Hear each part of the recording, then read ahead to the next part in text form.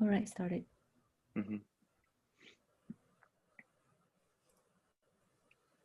So I want to quickly start with the development progress. There were some of you not present on Monday, so I'll quickly discuss where we were on Monday. During the course of last week and before Monday, we had implemented the revoke access call and also delete bucket call in the sample provisioner.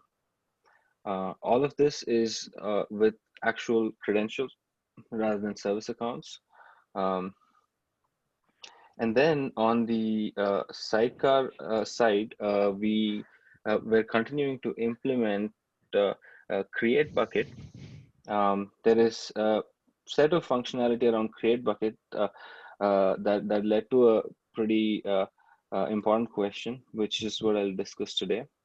But before that, I want to quickly sync up with whoever is writing code right now, like Srini, Krish, Jeff, etc., to find out what the progress is.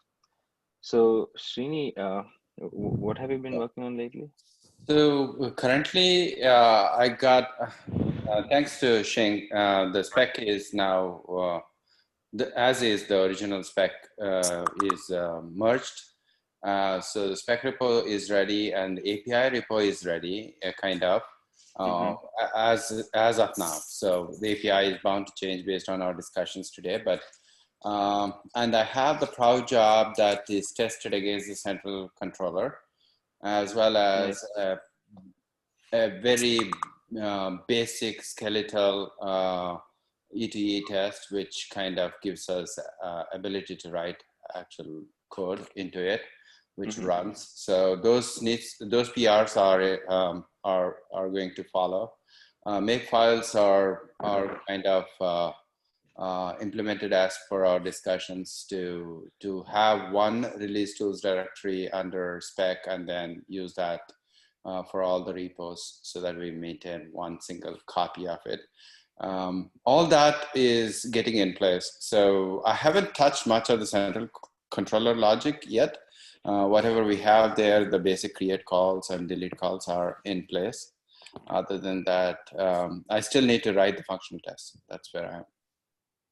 Okay, and then we can all focus on the E2E test a little bit, right? Because we have the skeleton now. Yes, once this PR is merged, people can write real code into the template provided. Yeah. E2E, yeah. Okay, so on the spec side, we also have another PR, right? Or is everything merged? On the spec repo, one PR about the approvers is still pending. Okay, so so one of the things was we wanted to make sure that we have one more approver or a few more approvers in the spec repo. The reason being, since since we are writing code, it helps us to move faster with updating the gRPC spec and iterating on that.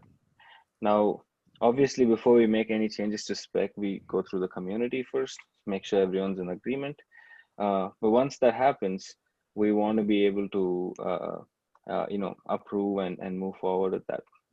So for that purpose, I think Srini has added a few of us, or I'm not sure how many, into the spec repo as a PR right now. So Shing and Saad, whenever you get a chance, please take a look. And Srini, if you can paste the link to that in the chat, that'll be useful. Yeah, I'll do that right now. Yeah. Has this been a blocking issue so far, or this is kind of forward-looking? So, well, with the current, I mean, right now, I'll be honest with you, it has not been blocking, but it will be as we start moving forward. But the spec have to be changing that much. So right now, the one that is being merged is the one that got approved as part of a CAP, right? Yeah. So Yeah, that's a good point. So it's just we're pre-alpha right now, and things are evolving quickly. Um, I think what you're saying is absolutely true. We don't want to make changes to spec willy-nilly. We want to be very careful about that. And it's just we haven't reached any sort of stability yet. So changes are expected at this point. right, but changes will be discussed in the meeting and get reviewed, right? Always, yeah, always. I'd say let's hold off on this until it becomes a problem in terms of velocity. And if it becomes a problem, let us know. I think we want to be careful about the changes that go into the spec and make sure we get a number of eyes on it. I realize that, developer velocity is important, but for the spec itself, we want to be as careful as possible and kind of have slow iterative changes rather than kind of rush and make a bunch of changes and potentially regret the changes that were made. Would you be okay with that? Definitely. Absolutely, yeah. No, it makes a lot of sense what you're saying. So during the holidays, if you want to keep iterating, that might prove to be useful to be able to make changes. Like even if it is not about making changes to the spec in terms of adding new fields or removing fields, but maybe just a bug fix, spelling fixes. It'll help us if we had that privilege. But if it's like However, as of now, spelling fixes should not be blocking you, right? If it's like really a spec change, like you're adding a new field or something, I think we really should discuss and go more review it. So that's why I'm a little hesitant, because I know like CSI spec has very a small number of approvers. And I was going to say, I totally get it. Yeah. If there's situations where like there's an uncontroversial change that you require and it's blocking you, like you can make those in branches and then base your other work on that branch so you can keep but others forward. won't be able to start using it. So others won't be able to start using it. We're already having people. No, they can. So that's the whole point, is you create the PR and you push it up, and then other people can use that PR as the base for their work. It doesn't have to be merged for other people to consume it. Like, yeah, they might have to play games with their go.mod file to point to a separate directory, but people do that kind of stuff all the time. Yeah, I guess, again, we're pre-alpha, so all of that might be okay. I don't want to spend too much time on that. I think it's fine as it is. I also have release tools under spec right now. I should have put it under API directory, because that's... Yeah, we'll be making changes to release tools more often for sure. So yeah, might make sense to put it in a different repo. Yeah. Okay, so moving on. Okay, so so this is the change that I primarily wanted to discuss today. So this is how it looks in the spec right now, the protocol field in the various bucket resources. Excuse me. The bucket request has just the protocol name. The bucket class defines a protocol structure under which there's name and version. And then any parameters specific to the protocol are passed in via the parameters field, which is at the top level of the bucket class structure. And the parameters field is a map string type. And on the bucket side of things, the parameters are copied as is, and the protocol, in addition to name and version, also has a protocol specific structure. So I've shown an example with S3 with bucket name, region, and endpoint. So we were thinking about this, and one of the challenges that we're going to face if we go forward with this approach is we'll have to keep the substructure, the S3 specific substructure, which is in the bucket, updated, or I would say we'll have to evolve that as we start as we keep adding new features. And a protocol specific substructure like S3 or Google Storage or Azure can really only be maintained by the vendor. Well, but there's a critical distinction, which is it would only Some need to be fields are- modified if the feature touched the way in which workloads attach to buckets, right? Any other feature that doesn't affect how the workload attaches to the bucket is not impeded by this. Yeah, you're coming from the point that, you know, this is the data that's going to go into the pod. Yeah, my claim is this is part of our downward facing API, and we need to be able to validate the fields and error check them, and more importantly, guarantee to consumers of the feature that the fields that they expect to be there will in fact be there. Yeah, I'm getting to that. So so in order to resolve this this maintenance problem of having to maintain this set of protocol specific fields and having to evolve this as quickly as the protocol wanted, we wanted to make you know, turn that protocol specific substructure into a parameters field of map string type.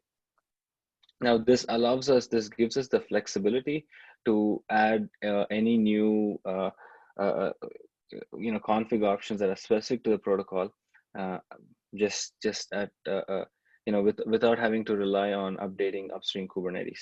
So if S3 had to push in a critical security fix and have a protocol, a parameter to enable that fix, they can just start doing it without having to make changes to the upstream Kubernetes API. So hold on. When you talk about a security fix, like security fixes don't affect the interface. Like if their interface was so broken that they indeed had to like add a new signature version field, could be changed. Signature version. Yes, signature version could, but like that would encryption configuration saying which kind of key to use, which kind of algorithm to use. I mean, I was giving that as an example. It's just you know, adding new features. Let's say even if it's just having to maintain a vendor specific field in its entirety is difficult for us, and we've seen that with even a little bit with CSI, where we are moving to a more generic CSI driver rather than maintaining all the set of different you know, vendor specific drivers. So I'm getting in my next slide, Ben, I'm getting to the other point, which yeah, just hold on until the next slide, and you'll see what I'm talking about, because as I am going to abstract some fields out of this into the protocol structure, but I want to make sure everyone's able to follow what's going on. Can I jump and just ask, Yeah. why do you need twice the parameters? I mean, why, if you don't have anything very specific to add under protocol, I mean, that's just goes into the class and the bucket parameters. What do you need like protocol parameters specifically? Okay. We don't actually. So that's the other thing. So it's going step by step. So really protocol specific parameters should go under protocols parameters field. But there are some parameters that are more provisioner specific, that are not specifically for the protocol, but they are a set of config fields that are valuable or required by the provisioner. So those set of parameters can be passed in through something we're calling attributes. Attributes seems to be a much more natural naming convention for something like that. Obviously, all of these names are, you know, up for discussion. So, well, the reason for changing the name is assuming we do keep parameters under protocol just to have a different name, right? If we didn't have parameters under protocol, there wouldn't be a good reason to call it attributes as opposed to parameters. Yeah. I mean, okay. I buy that part of the argument. I mean, Ben, parameters is familiar for people that use storage classes. Yeah. So attributes is probably a more meaningful name, but we would probably stick with parameters where it's defined if we didn't add it under protocol. And Guy's question, I think it's a good question, Guy, and I think Sid's about to answer it, why there's two similar opaque maps. I think I just did. Well, did Guy understand the answer? Yeah. Well, I didn't even hear it. I thought one was sort I'm of not like, sure. Okay. So parameters itself under. Oh, go ahead, Jeff. Well, my understanding was that one set of parameters, the protocol set of parameters, would be consumable by the workload pod, and the other set of parameters in the bucket class is not. It just gets copied to the bucket instance, but the workload never sees it. True. So both parameters and attributes are opaque, right? Mm-hmm. So not entirely. So I want to go to this field. Okay, now we can. I want to get to Ben's question also now. So there are some fields that are common across all the providers, regardless of what provider it is. I really like how Ben put it on Monday, which is all that is needed for a workload to access a bucket is a HTTP call with an endpoint and some parameter, some way to know how to authenticate, some header for that. So to that end, the most common set of fields after doing some research we found was we could start with a bucket name and endpoint, abstracted out across all the different providers, and parameters would be for simply the provider specific fields. So Ben, to get to your question, so yes, maybe a security fix will not need a change in parameters, but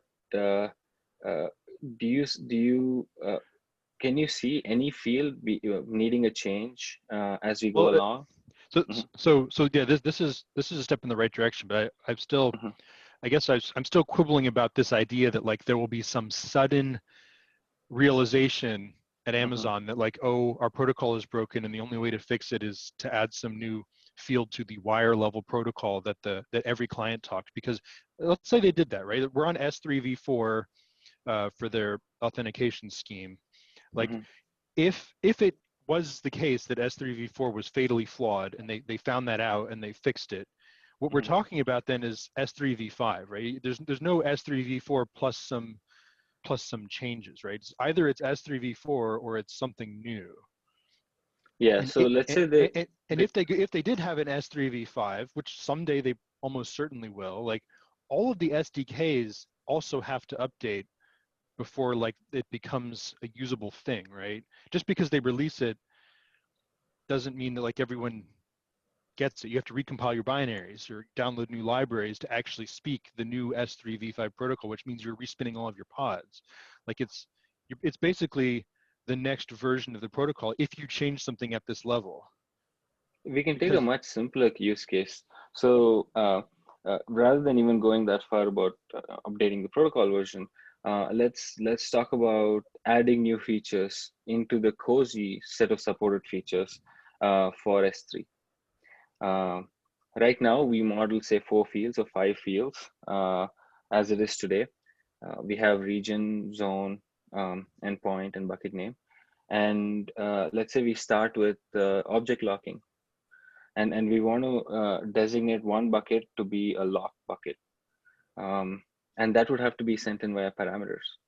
And S3 has a lot of different buttons and knobs like object locking.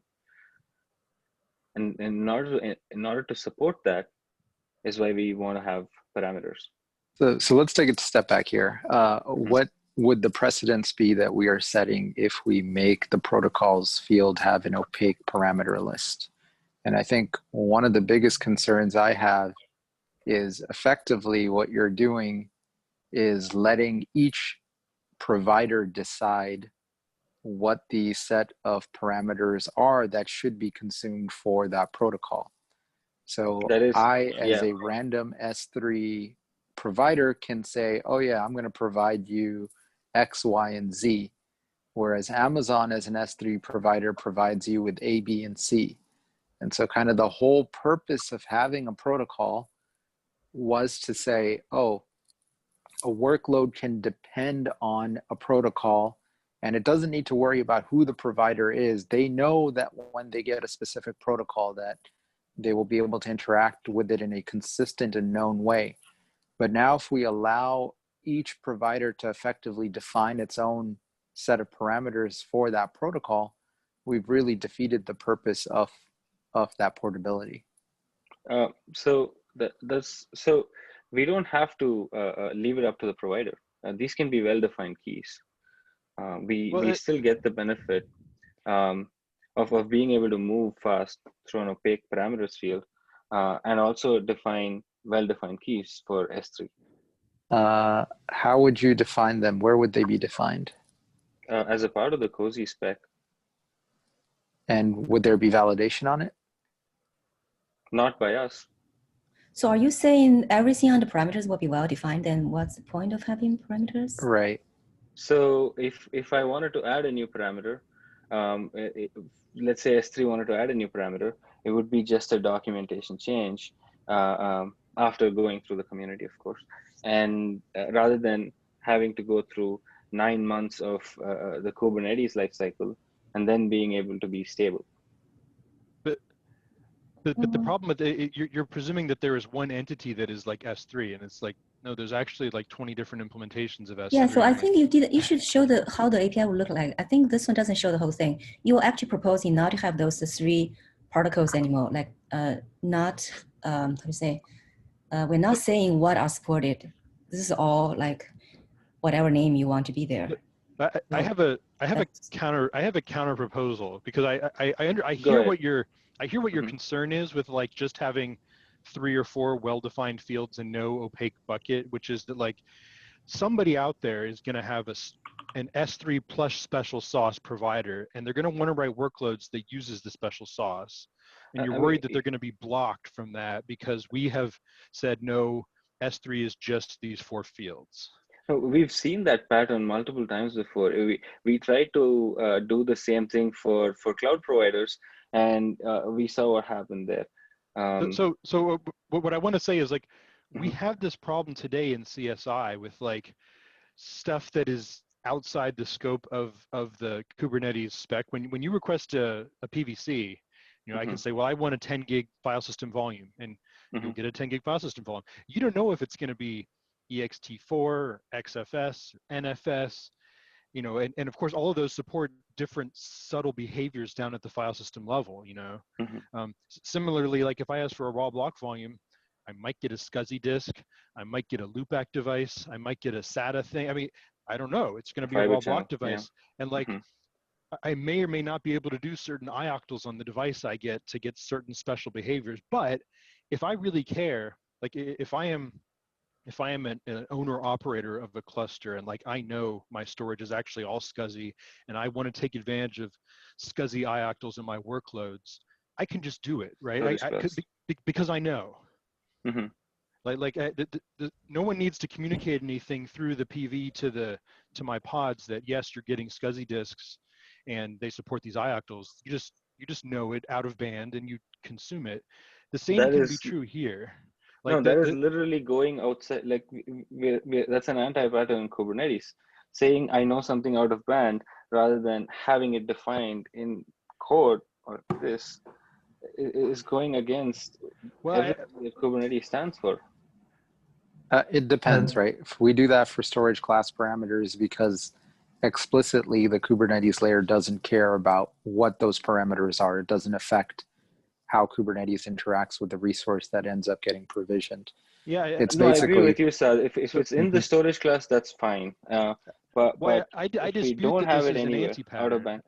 I think that there's a careful balancing act between defining a standard which you know works everywhere and that people can depend on some minimum bar being met, and then encoding that into the API so that the API is whatever the minimum standard is, and then saying, you know what, there's going to be stuff that's too specific for us to put into the API, and for that we're going to leave it undefined. And then if it's undefined, yeah, you got to do something out of band to deal with it. But it's like there's that. It's always What do you going to be mean the by out of case. band?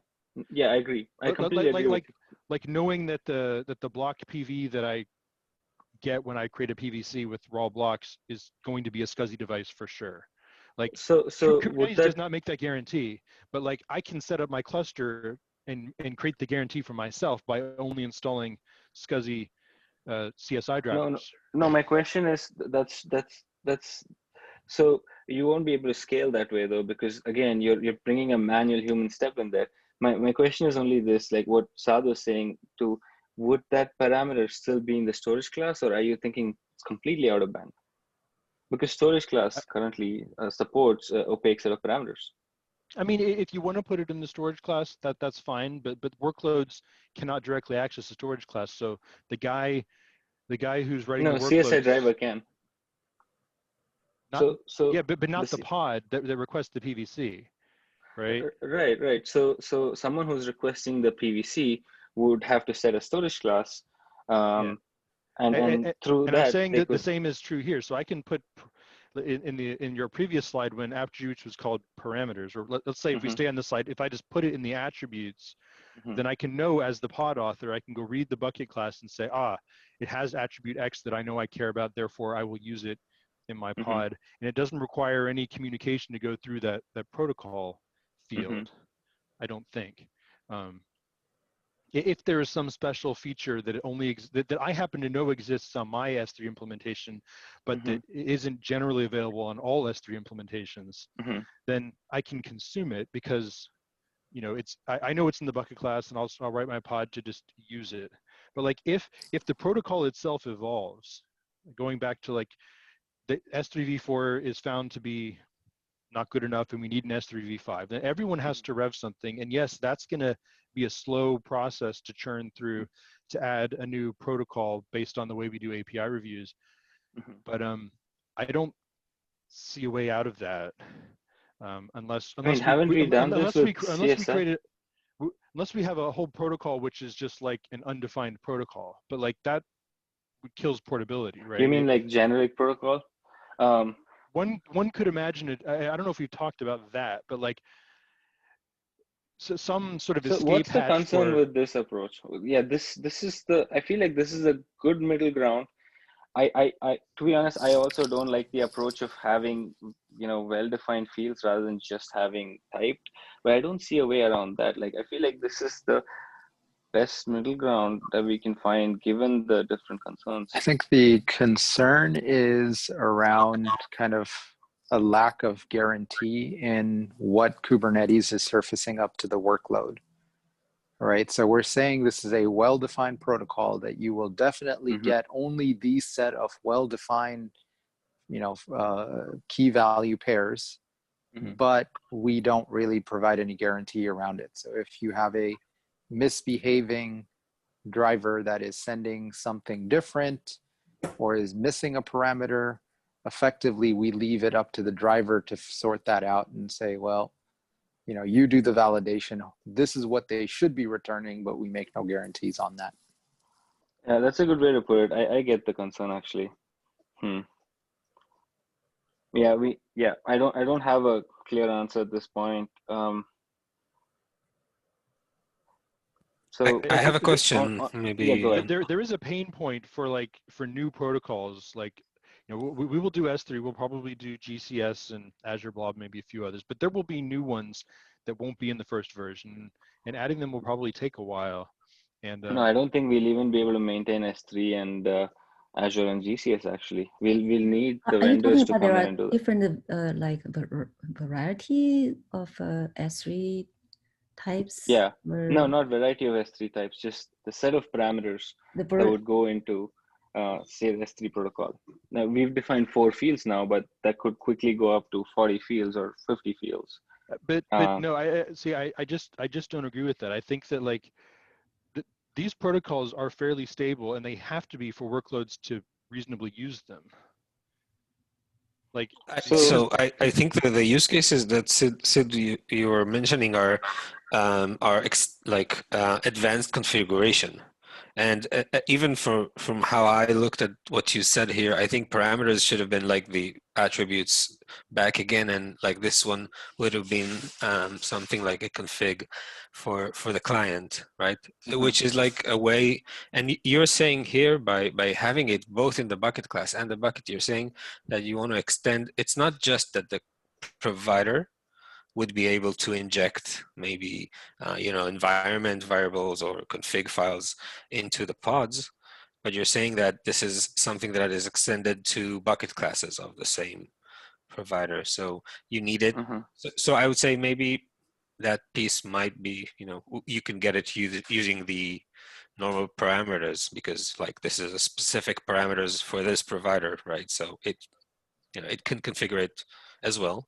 And then only that provider needs to, if like there's a unique capability, which is what you were referring to, like I want a lock interface or whatever, I want to configure my client, my SDK, my pods to behave differently based on what's the provider's knowledge about the bucket capabilities, right? So I think, and I'm not sure if there's a concern here about whether providers can, inject things, which are not specified by the spec, or we have to specify everything they might inject into pods for this to be. Yeah, that is a concern actually. I'm not. So first question: did everyone follow that? So one of the nice things that he brought up was like say object locking. It needs to be communicated to the workload that object locking is enabled on that bucket. And but you can do that in your pod definition as some, well, maybe, the guy that creates the pod looks at the storage class, sees that the storage class says object locking yes, and then he puts object locking yes in his pod definition, and then away he goes. Yeah, that could work too. So out of band, like it's not really out of band, it's kind of out of band. That would work. The problem is if object locking isn't a thing that can be guaranteed to mean the same thing across every S3 implementation, then we can't create a generalized way to do it that is portable, right? It's either out of band or it's portable. I don't think there's a middle ground between those two. So if for a given protocol, object locking means the same thing.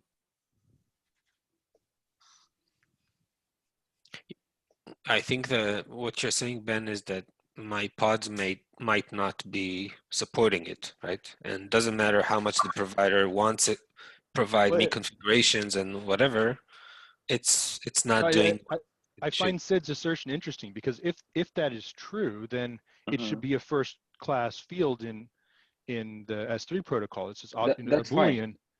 Fine. No, that's fine. No, that's fine. So but there's a finite number of those things, and if we can just, but my assertion is for this to be useful, it has to be stable. This idea that it's going to be constantly changing directly flies in the face of like why we should write a standard to do this. Like, so I think at some point we have to say, no, the protocols are not changing that much. You can depend on this stuff to be stable and write your workloads, and they'll be portable, and everyone will understand what all these things mean. And we're not going to keep changing it every couple of months. So to add to that, I think, sorry, I just wanted to throw this in. Let's focus on the workload, right? The application developer who's trying to use this. Why would I, as an application developer, to choose the overhead of going through Cozy versus going to a protocol directly? And the big added benefit is that promise of portability. And if we keep that as our North Star, I think that'll help us make a lot of these decisions. I like that. Should we at all consider? I'm on board with what you're saying. Sorry, Shane, go ahead. I was just wondering. So this bucket class supports a number of protocols. Is this like a typical use case that why can we have one-on-one match, like a one-to-one mapping between bucket class and protocol? Why do we have to say one bucket class has to support multiple protocols? Is there some typical use case for this? We aren't saying No. Yeah, Go ahead, Jeff. a bucket class. So like for Google Case, where they support S3 and GS, at one point in the KEP, we said it could be a list of protocols in the bucket class, but we've for a while now said, no, it's a single protocol per bucket class. And in Google's case, they would have 2 bucket classes, one for each of their protocols. I know, Ben, you brought up okay, then maybe the Hold on, I didn't hear the last thing Jeff said. okay. Oh. I thought that's still maybe somewhere the API. I think it looks like it's. I need to go double check. I always thought it's like a list to me. No, it had been. Is that one off? Maybe one off. Maybe I just misunderstood. Yeah, one off. Okay. It is one off. Okay. Shing, it has not been a list for about a month now. Maybe Okay. Maybe longer. Yeah. Okay.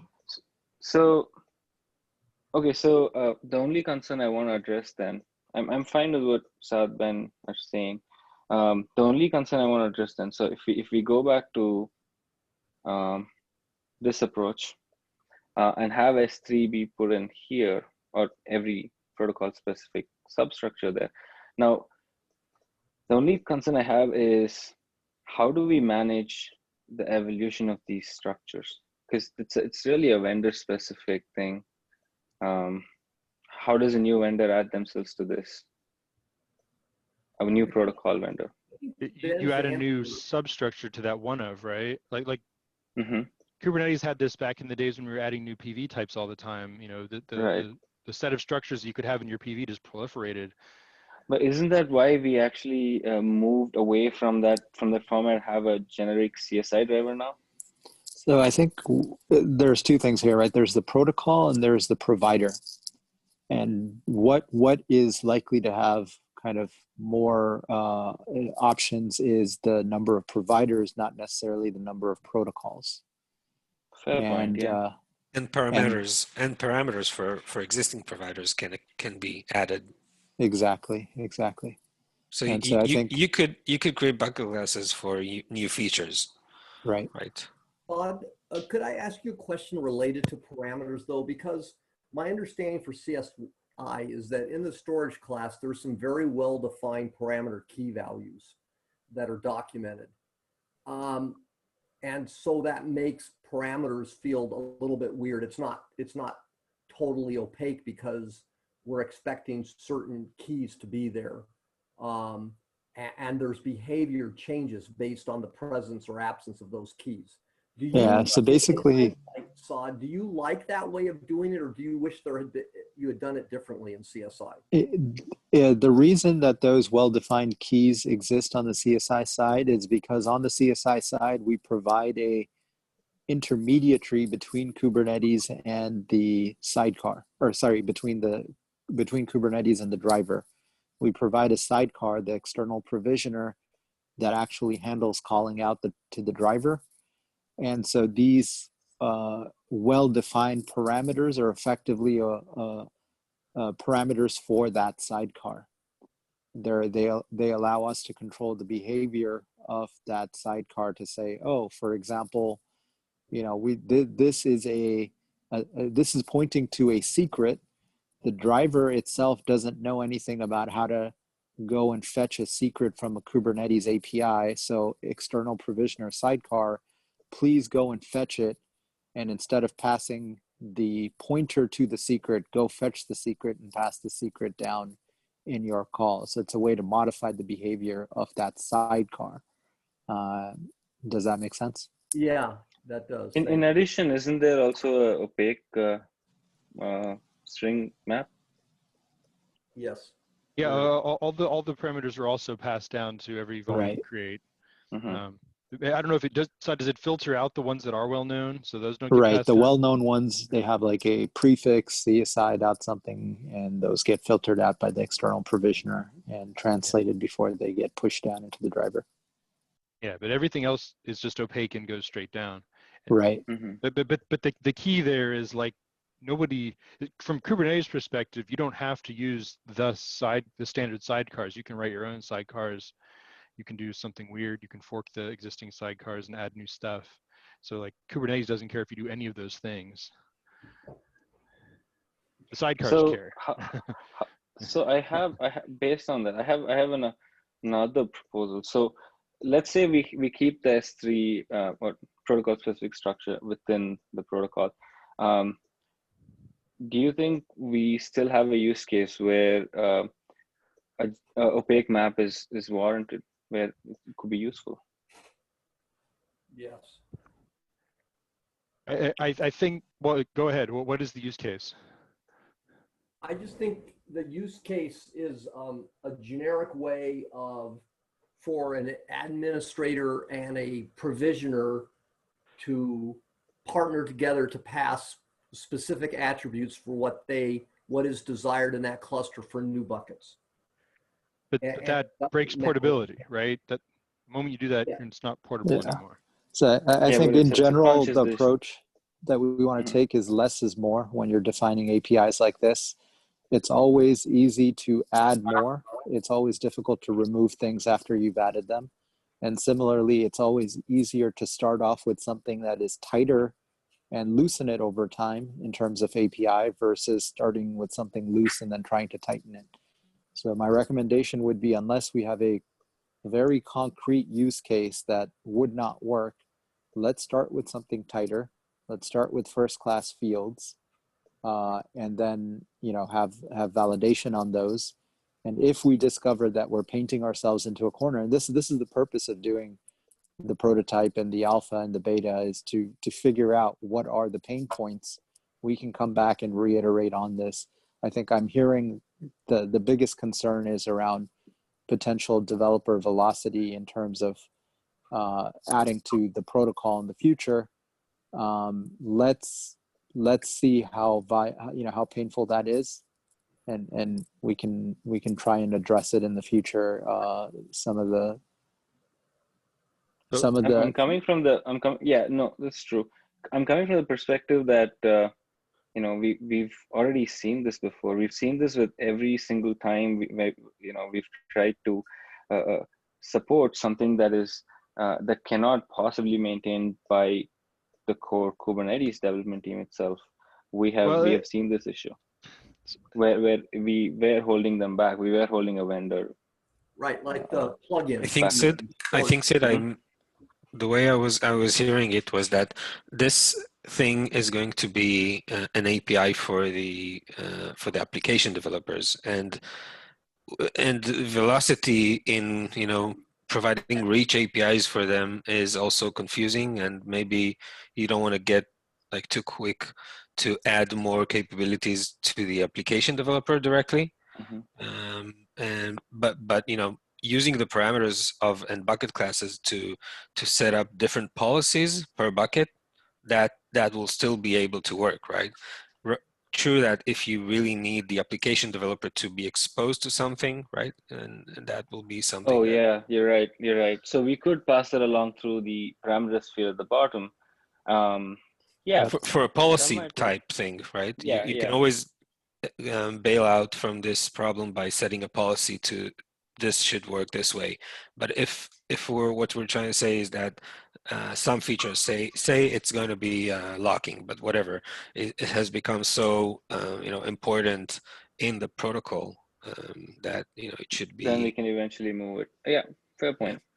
Yeah. So I have a few responses I wanted to make. So I agreed with Saad for most everything, except I think that there's the one use case where I see where like developer velocity could be impacted is like the addition of whole new protocols. So we're obviously S3 is the 800-pound gorilla that we're gonna have to address. There's gonna be a handful of others that are gonna be really important to people that are involved here, but there's gonna be some that aren't gonna be included. That maybe someone will want to include later, and I do wonder how easy it is to like add another protocol if we don't do it before beta, for example, or before GA. If someone comes along and says, you know what, we want to add a protocol for OpenStack Swift, maybe. I mean, the way that I see it is if you're going to add a whole new protocol, that means that you're going to add a bunch of new first-class fields here. Right. So and in order to do so, how do you make it easy to prototype and and develop that. We got to go through the alpha, beta, GA process, right? That's like any other feature that we add. So like there could be some protocols that are GA while other protocols are alpha. Exactly. And it's documented and everyone understands that. Yep. Like any other feature that we have in the Kubernetes API, you can always add additional fields, and whenever new fields are introduced, they're going to first be introduced as alpha and can, be pulled out if they don't work, that kind of thing. Okay. So for a new provider, it's just going to be for a new long process before, for a new protocol. A new provider for an existing protocol, you just write the driver and ship it, and as long as you conform to what the protocol says, you're done. But if you have a whole new protocol that you want to add to the API, then you're looking at adding a new protocol here, which will be slow, but that's just intentionally so, yeah. Because you're effectively changing the interface by which workloads will interact with Kubernetes and these resources. So we want to be very careful about that.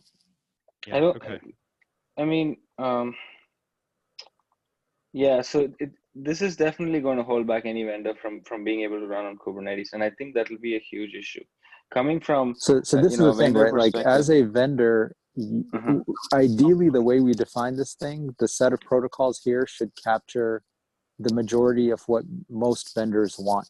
So as a vendor, you should not be bottlenecked by what is available as a protocol. You should be able we don't get to define what vendor. No, we don't get to define what vendor protocol, what protocol supported by the vendor. We can never say this is the majority and this is what you have to work with. I think you're talking about it backwards. The vendors are not our customers. The end users are our customers. Right. We develop the API for the benefit of the end users who are writing the workloads and consuming this API, and we'll define S3 to be something. And then a vendor's choice is I can implement that something or I cannot implement that something. Yep. And if I want to extend that something, that's a different effort. But like I can't see us defining S3 in a way that someone says I can't implement that. They're just going to say, oh, that doesn't expose everything I can do, which is a totally different problem to have. And and that problem exists everywhere. And it's not our problem because we're trying to serve as the Kubernetes users. Yeah, I mean, in an ideal world, we would not have to expose this protocol at all, right? Because the protocol would be standardized across all vendors, and there would only be one, as is with POSIX on the file side. Yeah.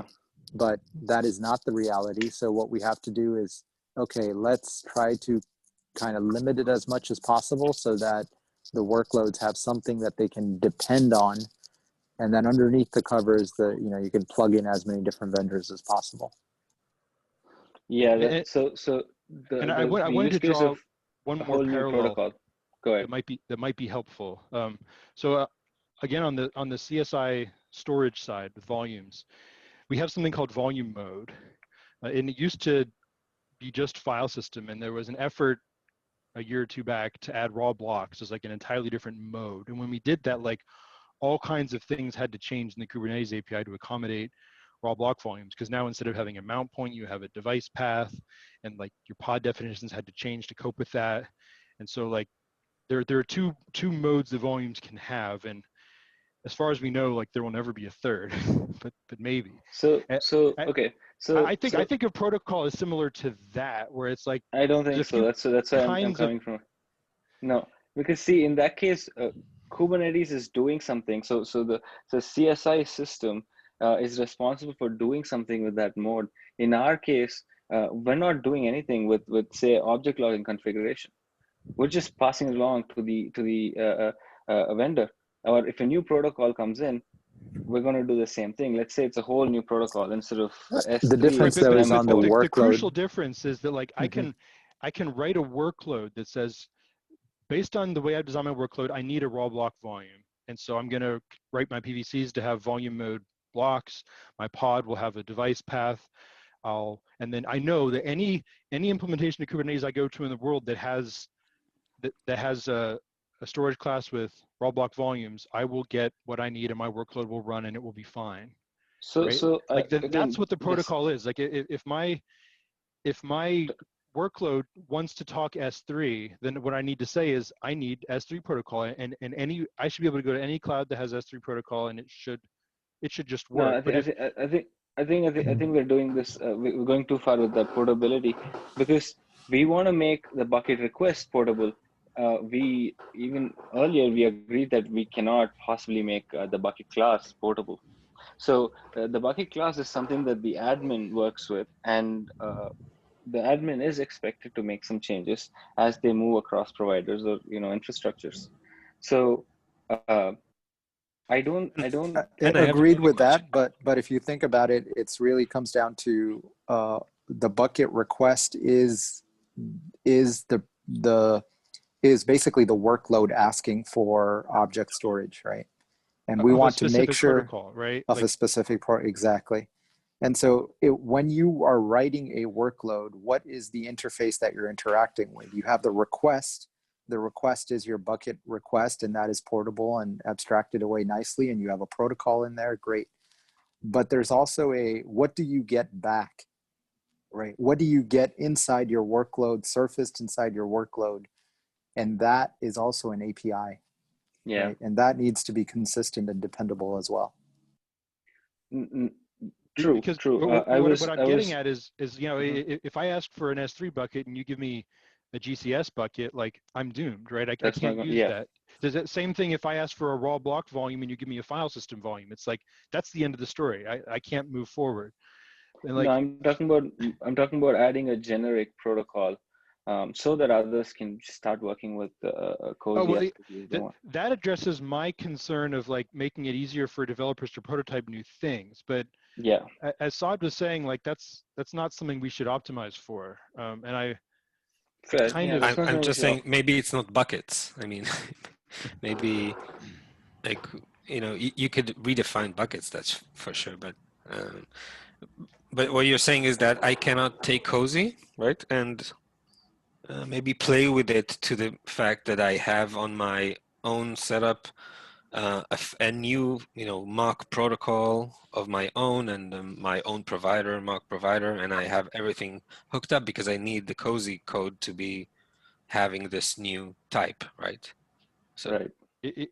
If you wanted to step outside of S3 and all the other protocols that were defined and do something that didn't overlap with them, yeah, you would have to change Kubernetes to do that experiment.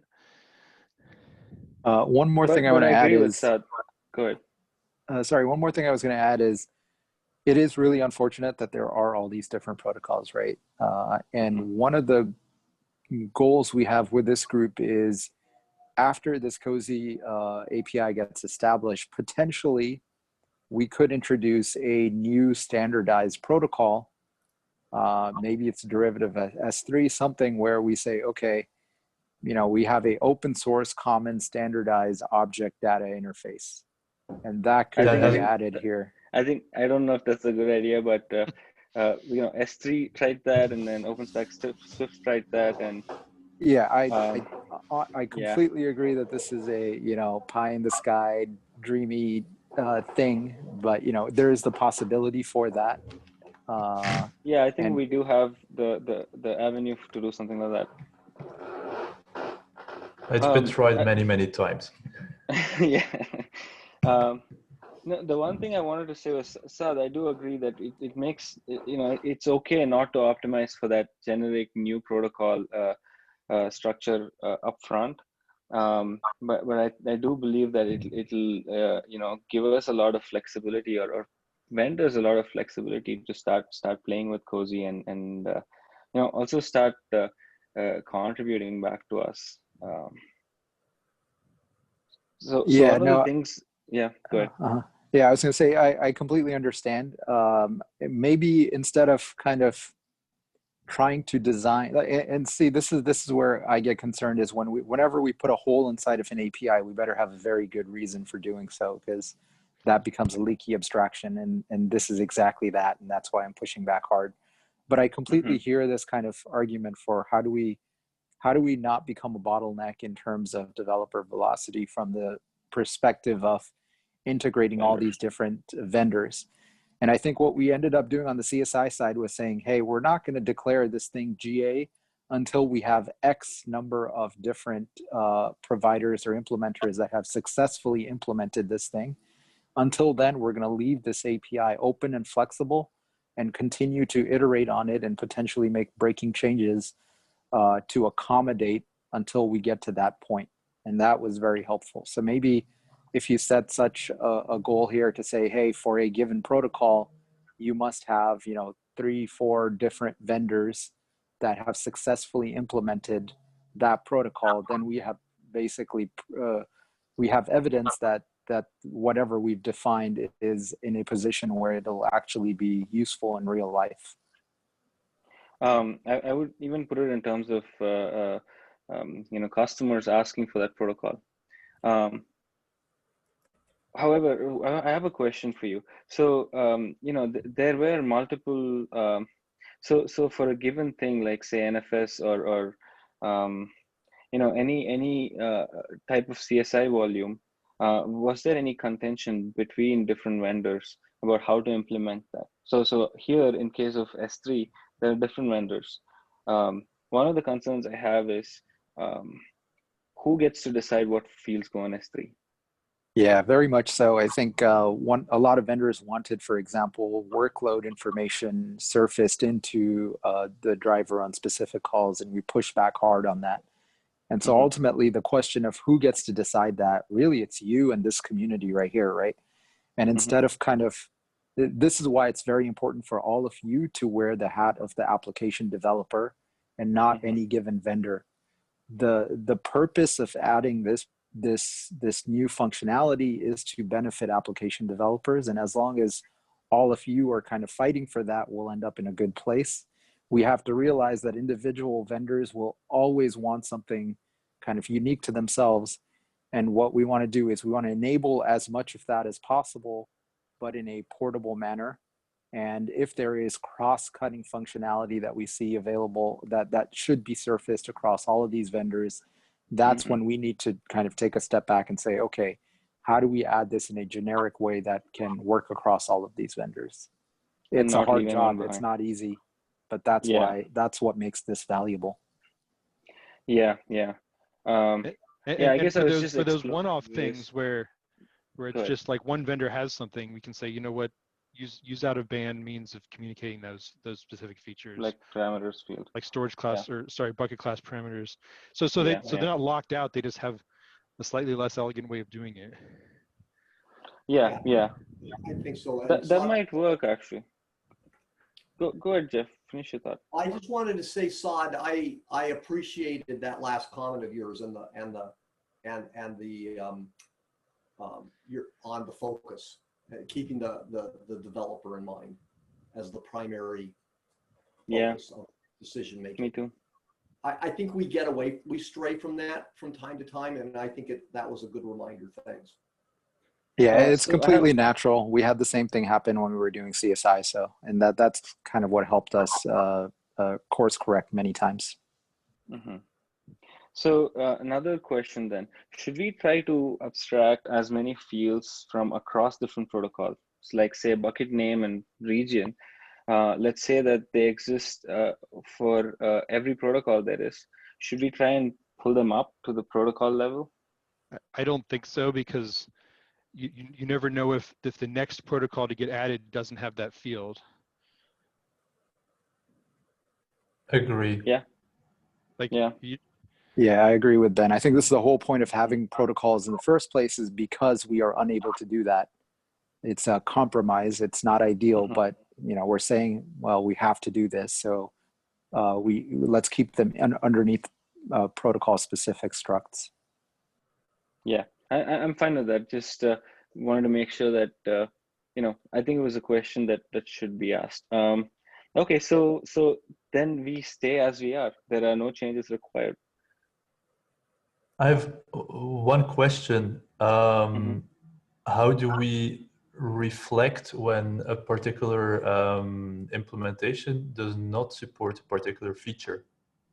It has to, or it doesn't work, right? Like we want to set the bar low enough that that's not a hard thing to do.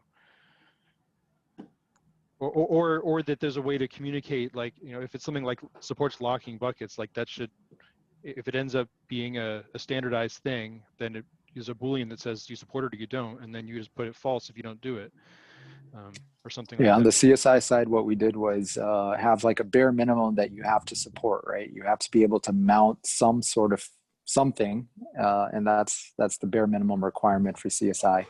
Beyond that, Yes. we have capabilities that a driver can advertise to say, I support X, Y, and Z.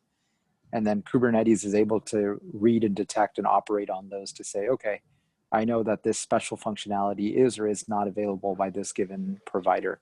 And it can kind of handle that accordingly. Like snapshots, etc. You mean? Yeah. Yep, snapshots, even provisioning and things like that are actually optional. Yeah, I'm afraid that the set of such optional functionality, when looking at it from a CSI, so POSIX file type viewpoint, is much, much, much smaller than the set of kind of optional, not if you ask Amazon, but all the implementations, custom APIs that exist for S3. True. I have another question about, I think, but hold on, like all that optional stuff, if it's not something that's supported by a plethora or a plurality of vendors, then we don't care about it because it's not something we can standardize, right? It only matters to us if it's something that is standard across some plurality or majority of vendors.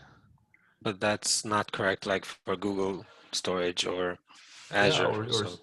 So what happens? What happens when Wasabi comes and says we have a new protocols, or any kind of vendor, whatever, says it's not my buckets are not just a service of S3 compatible. It's a new protocol with new capabilities, and I have my SDKs and all. Yeah, that's why I was talking about what is the process for adding a whole new protocol. Is there a shortcut we can offer? And it sounds like we're sort of saying no, there isn't, and that's good. If you want to add a brand new protocol, you go through the same process of updating the Kubernetes API and going through alpha, beta, GA, and Yeah, the idea of the protocols is that we're taking a bunch of different providers and we're forcing them to go through the same tunnel, right? We're forcing them to say, hey, you have to abide by this API. This is the common standard API, therefore it has to be the lowest common denominator effectively. If you have individual vendors that have functionality outside of that protocol that they need to surface, hopefully the opaque parameters are sufficient to surface that.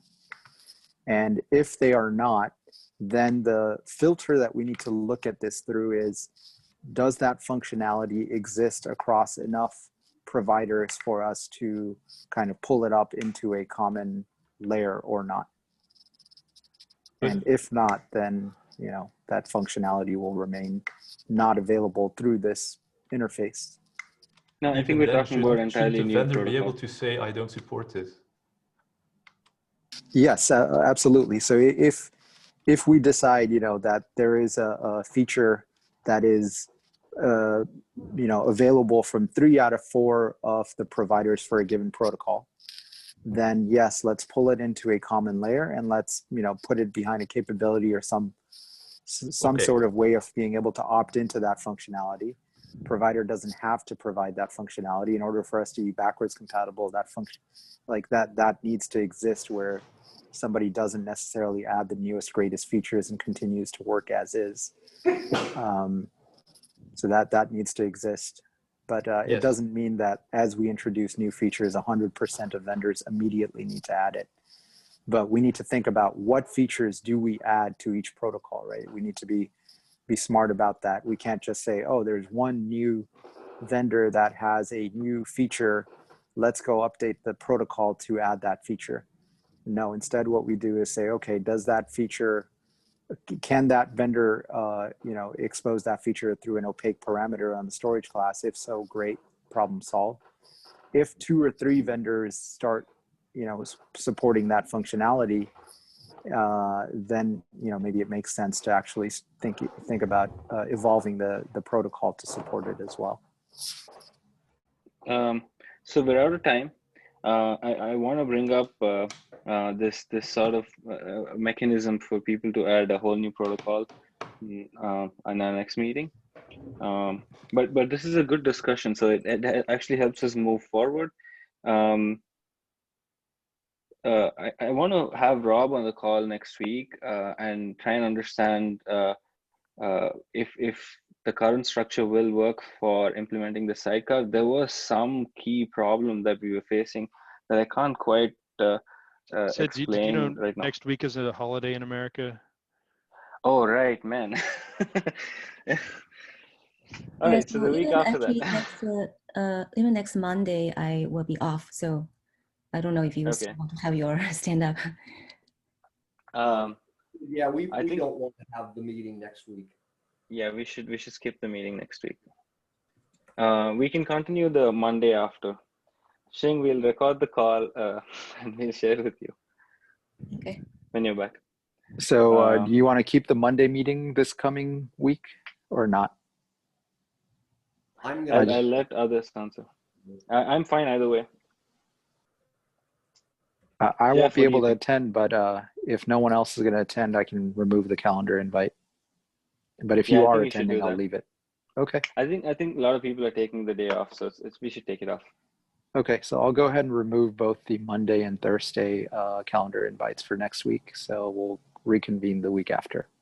But Sid, like you were saying, that talk about the process for new protocols whenever we do meet again. Yeah, I think that's important. Okay. All right. Thank you, everyone. This is a good talk. See you all in a week and a half. All right. Thank you. Happy Thanksgiving. Yeah, enjoy the holiday. Happy Thanksgiving, everyone. Happy Thanksgiving. Bye.